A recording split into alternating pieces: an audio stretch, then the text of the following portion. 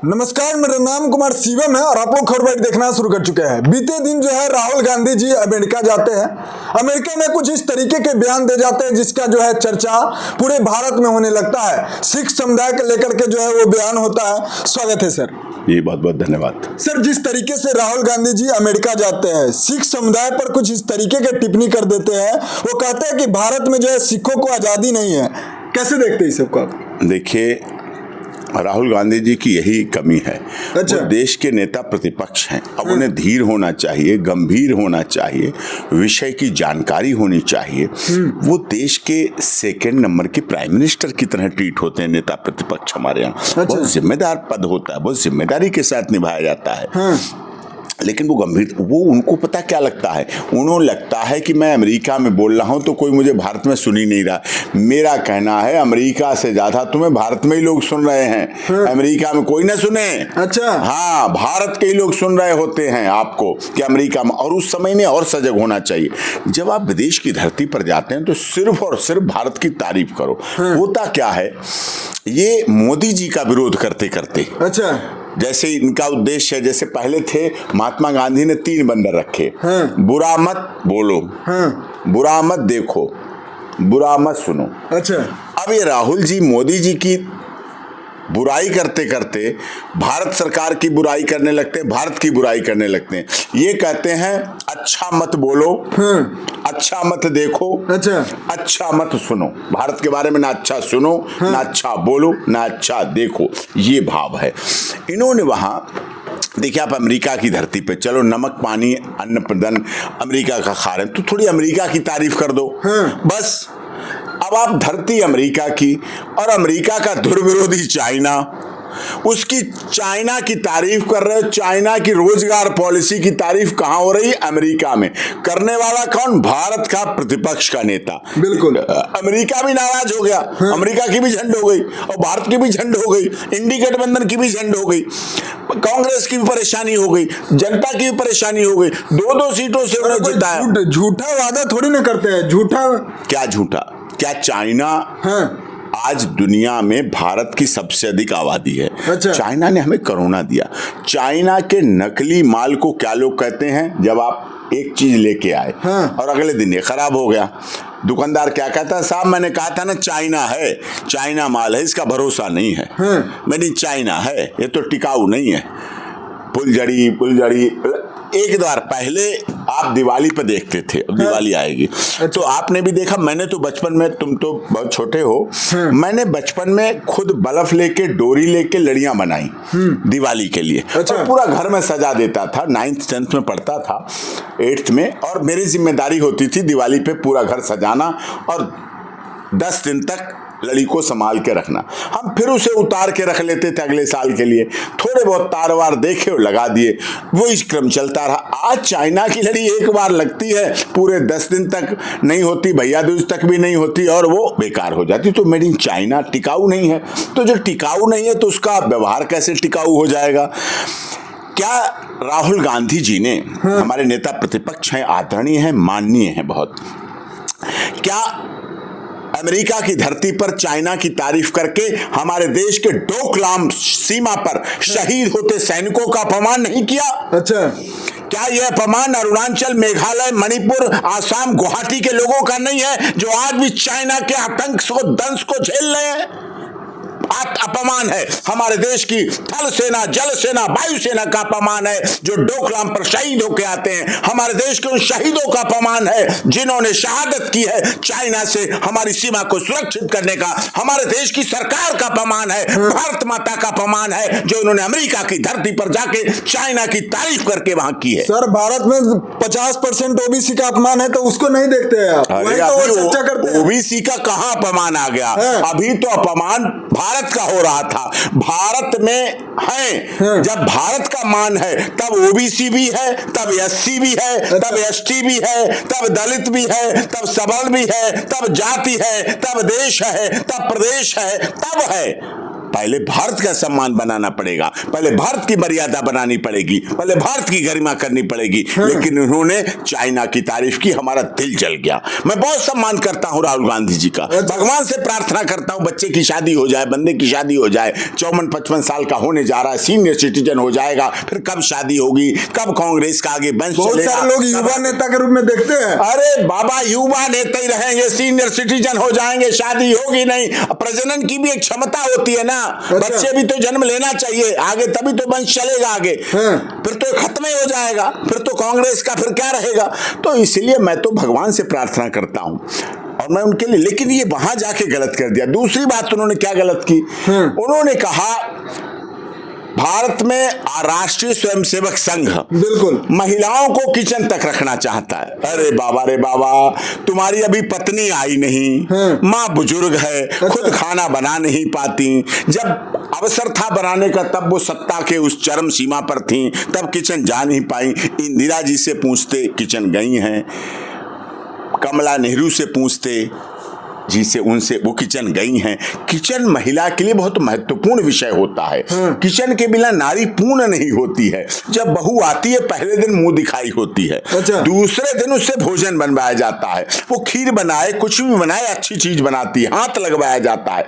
चाहे उसमें dry fruit ना भी पड़े हो तो भी खाने वाले बहू की तारीफ करते हैं। बहुत अच्छी खीर बनी, बड़ा मजा आ गया, उंगलियां चाट ली, और उस बात के लिए उसे तोहफे देते हैं, गिफ्ट देते हैं। तो किचन हमारे जीवन का मुख्य अंग है। हमारे विवाहों में सिखाया जाता है बेटियों को कि बेटी अगर पति के दिल पर राज करना है, बेटी अगर ससुराल पर राज करना है, तो सबके पेट पर निकलना होगा। पेट से निकलना मतलब उनको अच्छा खिलाना पड़ेगा, आए गए का मेहमान करना पड़ेगा, आए गए का सम्मान करना पड़ेगा। तुरंत पानी लाओ, मिठाई लाओ, ये लाओ, वो लाओ, उसका सम्मान करना पड़ेगा। तो ये आदर करना पड़ेगा। ये किचन से शुरू होता है। अब क्या हुआ, उनके कानून ने तो बहुत आसानी से कह दिया आरएसएस किचन को रखना चाहती है। अरे किचन में तो हर व्यक्ति रहना चाहता है। अच्छा, वो भूल गए आरएसएस ने इस देश की दो महिला राष्ट्रपति दी। महामहिम आदरणीय प्रतिभा देवी सिंह पाटिल इस देश की प्रधान राष्ट्रपति रही, किचन से जुड़ी रही।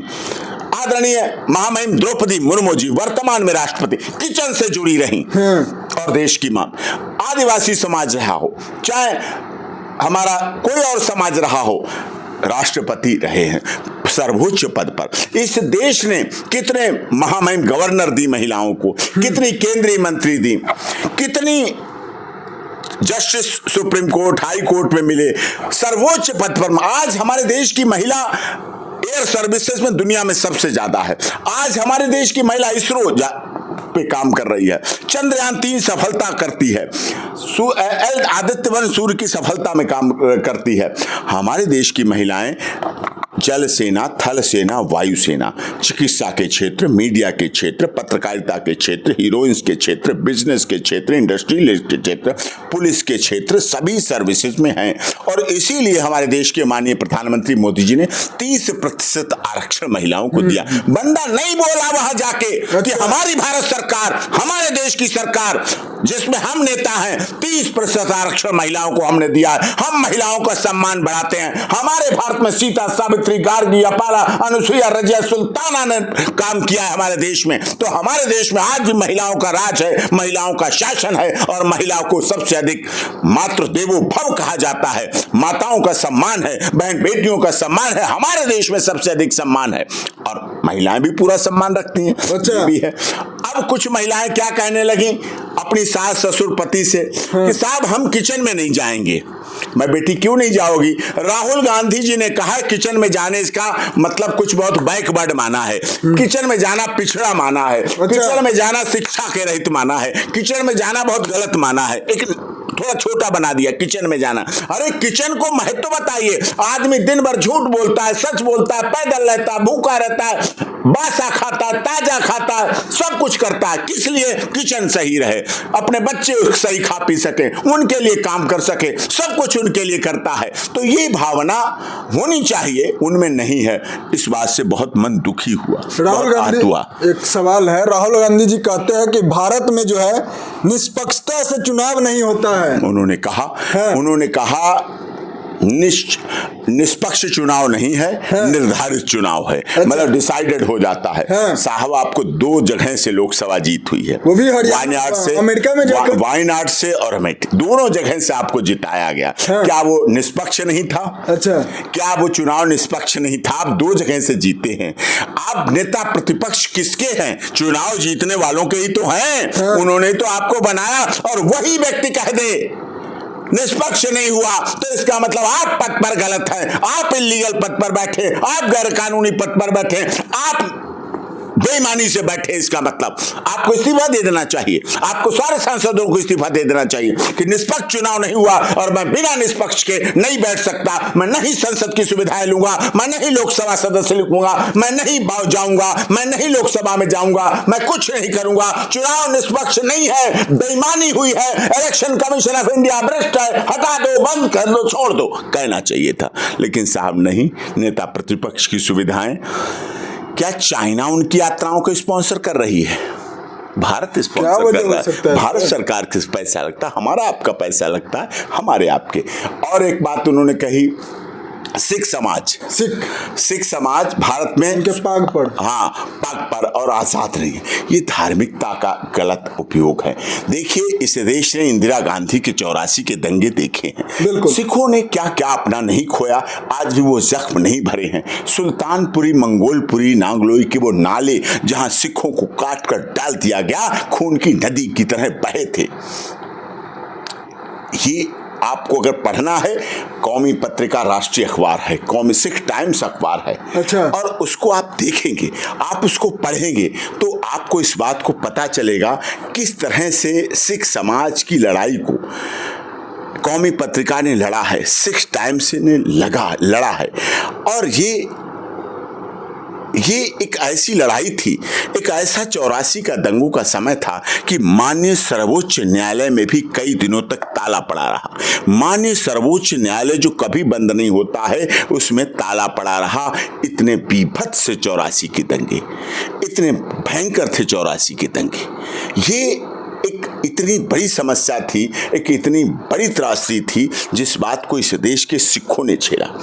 लेकिन उन्होंने अपनी पगड़ी का सम्मान रखा, अपने सिख धर्म का सम्मान रखा, उन्होंने गुरु गोविंद सिंह जी की मान्यताओं का सम्मान रखा, उन्होंने अपने गुरु गोविंद सिंह जी की उस मान्यता को रखा जिसके लिए उन्होंने अपने बच्चों का सर्वोच्च बलिदान दिया था, जो बाल दिवस के रूप में आज भारत सरकार मनाती है। भारत बाल दिवस 14 नवंबर केवल नेहरू जी के लिए नहीं है, बाल दिवस उनके लिए भी है जो 14 नवंबर को मनाया जाता है। तो ये जो चीज़ थी, ये बहुत विकट थी, बहुत समस्यापूर्ण थी 84 के सिख के दंगों। लेकिन उन्होंने उस त्याग को नहीं सम्मान दिया।